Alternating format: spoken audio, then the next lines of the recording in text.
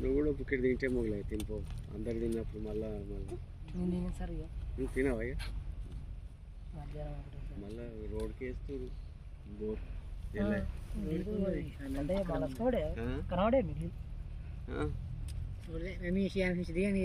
దుమ్ము అయితే లేదు దుమ్ము కూడా ఉండరా అని ఏంటికి ఈడ్చేతో అడిగి మనం అనుకున్నాం చేయచ్చు. ఈ తొవ్వ అయినందుకు ఎల్లయ్య మా పానాలు స్టార్ట్ చేసింది. మళ్ళీ నేను ఇక ముందుగా జేబులో 10,000 పెట్టుకపోయి ఈ రోజుల్లో ఇప్పుడు మా ఉక్క మడి అమ్ముకుంటేనే తొవ్వ పైసలు. ఇప్పుడు 5 గుంటల మడి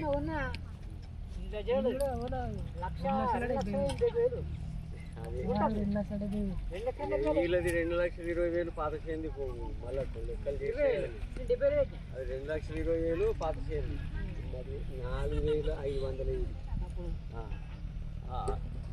ఈటీను కులబాలయ చైర్మన్ 4,500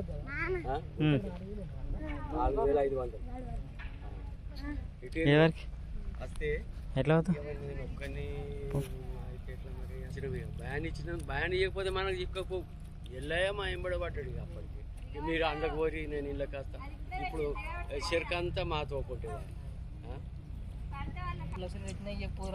అయ్యో ఇప్పుడు రోజుకు ఎన్నడు అని అంటే ముందే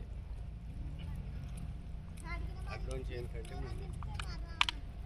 ఏదో మన అంతులుండి తో ఉంటుంది కానీ లేకపోతే ఇప్పుడు మన